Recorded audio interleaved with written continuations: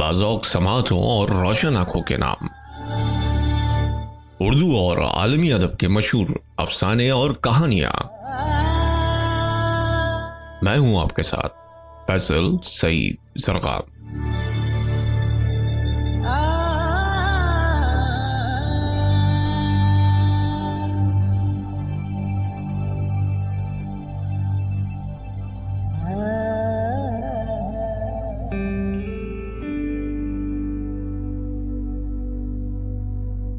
कहानी वो जो दीवार को ना चाट सके।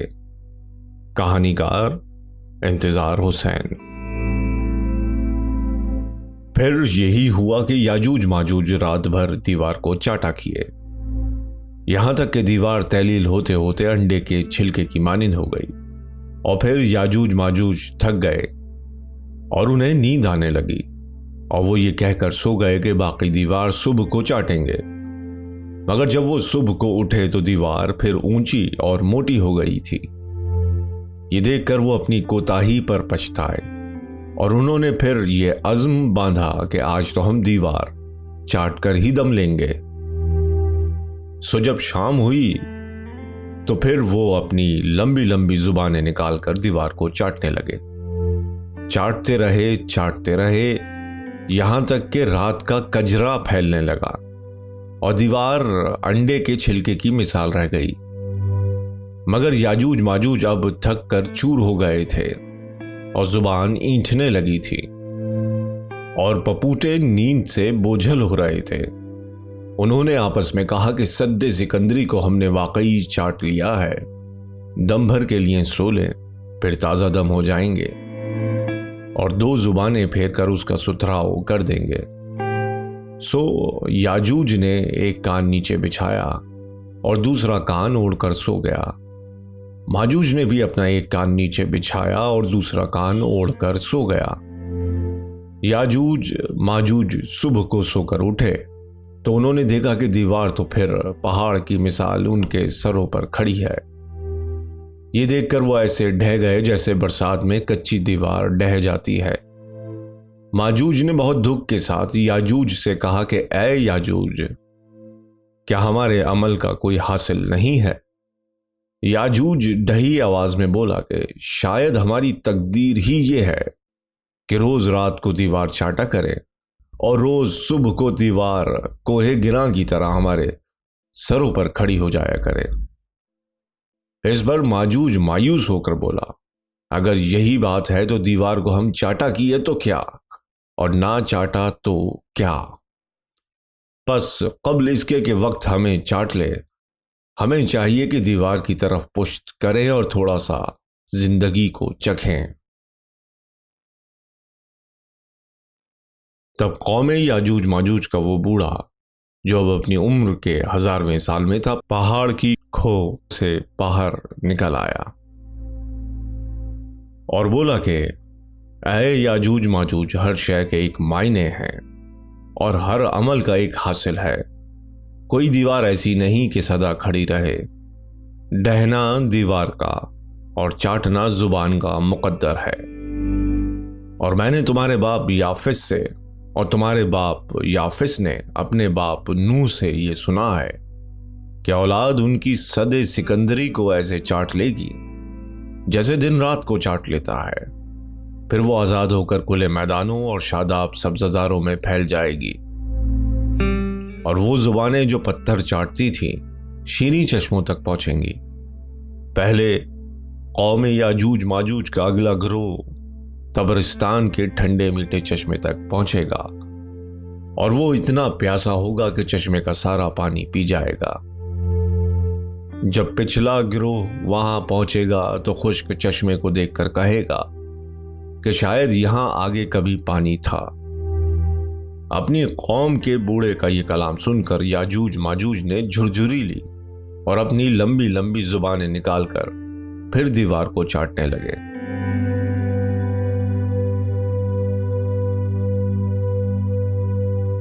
बूढ़ा तो वापस पहाड़ की खो में चला गया, मगर उसकी बात माजूज के बेटे ने सुन ली थी और उसने अपने पहाड़ में जाकर आले माजूज को जमा किया और सवाल कर डाला ऐ आले माजूज, क्या तुम सद्दे सिकंदरी के टूट जाने पर भी पीछे रह जाने वालों में रहोगे?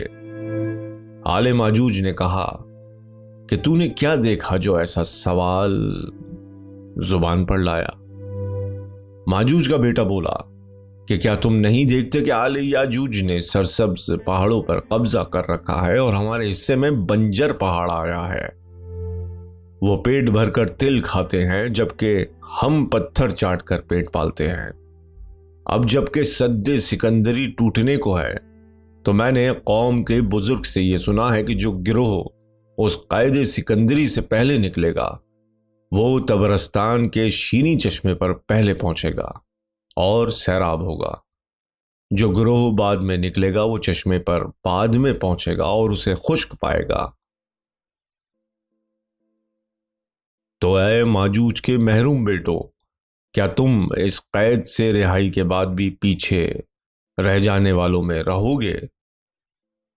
यह कलाम सुनकर आले माजूज ने ताव खाया और चीख कर कहा, अपने बाप माजूज की उस लंबी जुबान की कसम जो सद्दे सिकंदरी को चाट कर पोस्ते बेजा बना देती है, हम पीछे रह जाने वालों में नहीं रहेंगे और तिश्ना लबों में शुमार नहीं होंगे। इधर आले याजूज को भी यह खबर मिल चुकी थी कि सद्दे सिकंदरी अब ढहने वाली है और आले माजूज सबसे पहले निकलकर तबरस्तान के चश्मे से सैराब होने के लिए कमर बांध रही है। आले याजूज ने यह सोचकर गुस्सा किया कि माजूज की आल ने अभी से चश्मों पर कब्जा करने और सब्जाजारों पर छा जाने के ख्वाब देखने शुरू कर दिए हैं।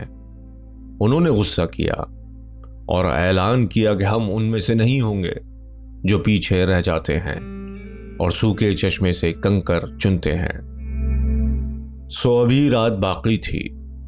वो अपने पहाड़ से निकले और दीवार की समत चले, मगर उधर माजूज के बेटे पोते भी अपने पहाड़ से निकल पड़े थे और आले याजूज से पहले दीवार तक पहुंच जाना चाहते थे।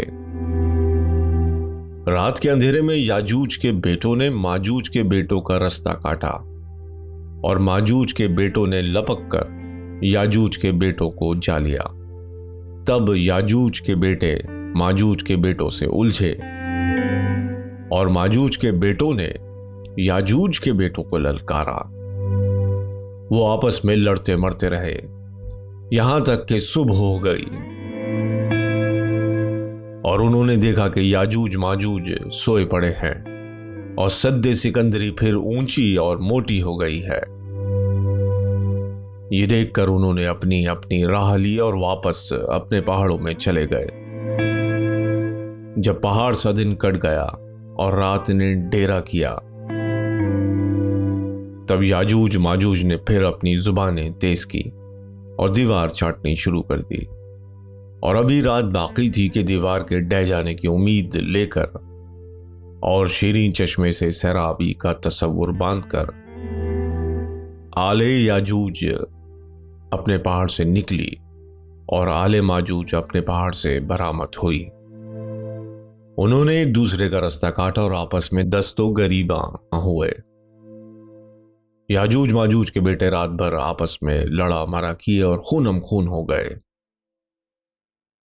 जब तड़का हुआ तो उन्होंने ये देखा कि याजूज माजूज सो गए हैं और दीवार फिर पहाड़ की तरह बुलंद और संगीन हो गई है। ये देखकर वो बेजार हुए और उन्होंने अपना अपना रास्ता पकड़ा और वापस अपने अपने पहाड़ों को खो लिए। दिन फिर किसी न किसी तौर कट गया और रात फिर आ गई, मगर आज आले याजूज ये तहैया करके निकली थी कि रोज रोज का खरखशा खत्म करो और रास्ते का कांटा निकाल फेंको। तो उन्होंने बेखबरी में आले माजूज को जा लिया और उनके पहाड़ से निकलने से पहले उन पर हल्ला बोल दिया। उन्होंने उनके घरों को लूटा, जवानों को कत्ल किया और औरतों को बेइज्जत किया। यह कयामत देखकर माजूज की बेटी अपने खैमे से निकली और याजूज के बेटों से मुखातिब हुई कि ऐ मेरे दादा के बेटों, क्या तुम हम में से नहीं हो और हम तुम में से नहीं कि तुम हमारे साथ ऐसा सुलूक करते हो?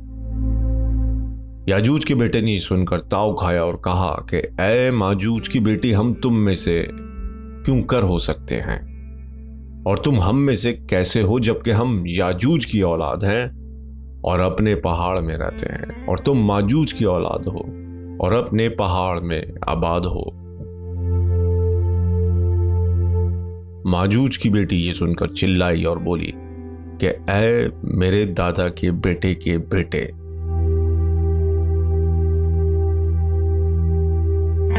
क्या तो इससे इनकार करेगा कि याजूज माजूज एक बाप से पैदा हुए और एक मां की गोद में पले? याजूज का बेटा कतई अंदाज में बोला, ऐ माजूज की बेटी, मैं इसके सिवा कुछ नहीं जानता कि हम याजूज के बेटे कौम याजूज और अपने पहाड़ से पहचाने जाते हैं। माजूज के बेटों ने यह सुनकर बहन को पीछे धकेला और ऊंची आवाज में कहा कि हम माजूज के बेटे कौम माजूज हैं और अपने पहाड़ से पहचाने जाते हैं। और फिर आले याजूज ने आले माजूज पर और आले माजूज ने आले याजूज पर हल्ला बोल दिया। याजूज की औलाद ने माजूज की औलाद के खून में और माजूज की औलाद ने याजूज की औलाद के खून में हाथ रंगे। सुबह हुए पर माजूज की बेटियों ने जिस्मों पर टाट बांधे, बाल परेशान किए और बरहना व नालाए कुना माजूज के पास पहुंचे और चिल्लाई के ऐ हमारे बाप, तू गिरिया कर के तेरे भाई के बेटों के हाथों हमारे घर बर्बाद हुए, हमारे सुहाग उजड़े और हमारे माँ जायों के खून से हमारी जमीन लालाजार हो गई। माजूज ने अपनी आल का यह हाल देखा और याजूज के पास जाकर बोला, ऐ याजूज, तेरे बेटों ने मेरे बेटों को तेग किया और मेरी बेटियों को रुस्वा किया। याजूज ये सुनकर लाल पीला हुआ और बोला कि ऐ माजूज, तेरे फर्जंदान में से हैं जो शीनी चश्मों से खुद सैराब होना चाहते हैं और दूसरों को प्यासा रखने के दर पे हैं। याजूज माजूज में तकरार होने लगी और बात बढ़ती ही चली गई। याजूज ने तैश खाया और कहा कि जो जुबान सदे सिकंदरी को चाट कर अंडे के छिलके की मिसाल बना देती है, वो माजूज को भी चाट सकती है। माजूज फनफनाया और बोला कि माजूज की जुबान चाटने में याजूज की जुबान से ज्यादा तेज है। बात बढ़ते बढ़ते यहां तक पहुंची कि शाम होने पर याजूज माजूज ने अपनी अपनी जुबानें निकाली और सदे सिकंदरी को चाटने के बजाय आलमे गैज में एक दूसरे को चाटने लगे। वो रात भर एक दूसरे को चाटते रहे, हत्ता कि याजूज माजूज के चाटने से और माजूज याजूज के चाटने से अंडे की मिसाल रह गया। याजूज ने दिल में सोचा कि अब माजूज में रह ही क्या गया है, अब सोई जाता हूं, सुबह उठकर एक जुबान मारूंगा और माजूज को चाट जाऊंगा। सो वो अपना एक कान बिछा और दूसरा कान ओढ़ सो गया। माजूज ने भी दिल में यही कहा कि याजूज के नाम का तो अब एक छिलका रह गया है, थोड़ा आराम कर लूं, सुबह उठकर एक जबान फेरूंगा और उसे सफा चट कर जाऊंगा। सो वो भी एक कान नीचे बिछा और दूसरा कान ऊपर से ले पड़ रहा। जब याजूज माजूज सोकर उठे तो याजूज ने माजूज को और माजूज ने याजूज को ताजा दम पाया और हैरान हुए।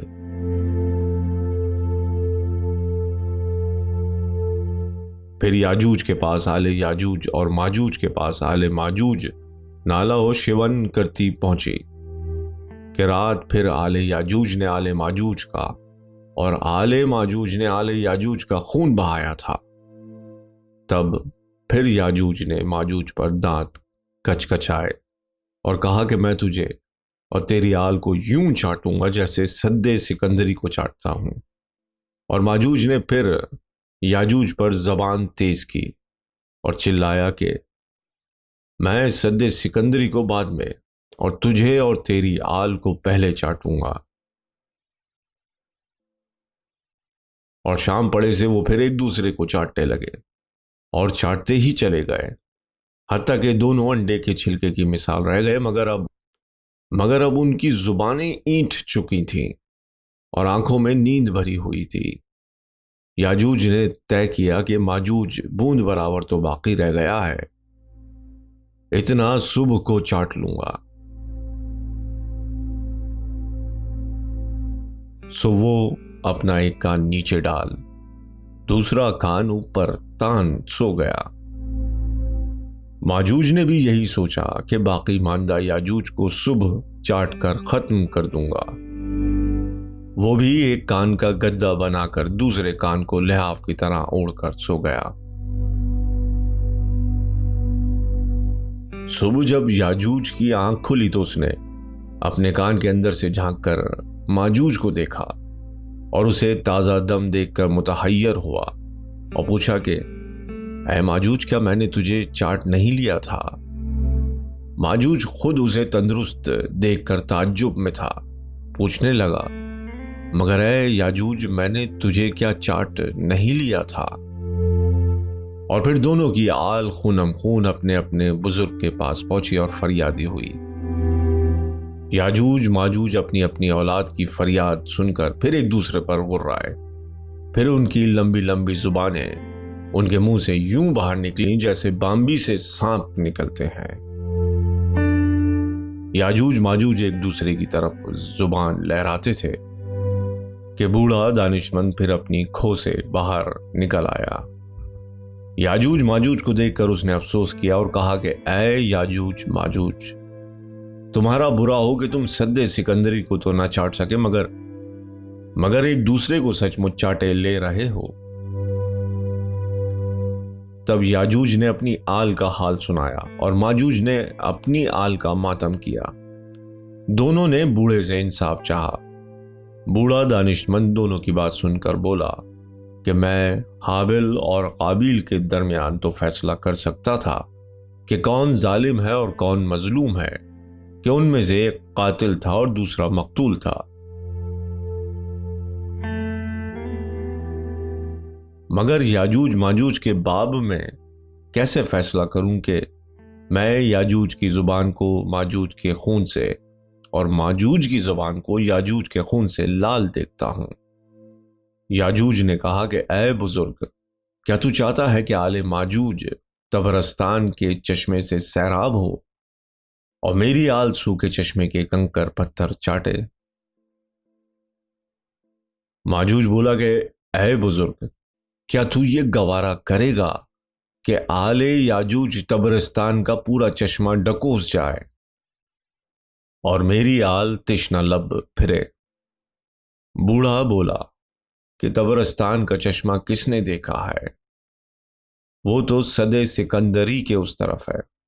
उस चश्मे से वो सैराब होगा जो पहले पत्थर चाटेगा, न कि वो जो लहू चाटेगा। तब याजूज ने ऐलान किया कि मैं पहले माजूज को चाट लूं, फिर सिकंदर के खड़े किए हुए पत्थर को चाटूंगा। माजूज गरजा कि मैं याजूज को उसके आखिरी बच्चे तक चाट लूंगा, फिर मैं सद्दे सिकंदरी को चाटूंगा और अपनी आल को लेकर तबरस्तान के चश्मे तक पहुंचूंगा। बूढ़े ने उन्हें अफसोस के साथ देखा और कहा कि चाटना याजूज माजूज की जुबानों का मुकद्दर है। वो सद्दे सिकंदरी को नहीं चाटेंगे तो अपना लहू चाटेंगे और याजूज माजूज अपनी लाल लहू जुबानों के साथ फिर आपस में गुत्थम गुत्था हो गए। बूढ़े दानिशमंद ने उन्हें गुत्थम गुत्था देखकर बसद अफसोस कहा कि याफिस की औलाद दो मुंहा सांप बन गई, खुद ही को डस रही है। और ये कहकर वो वापस अपनी खो में चला गया। याजूज माजूज इस अंधियारी रात में एक दूसरे को भंबोड़ते रहे, चाटते रहे। उन्होंने एक दूसरे को चाटा, इतना चाटा कि देव हैकल याजूज माजूज घटकर अंडे के छिलके से भी कम रह गए।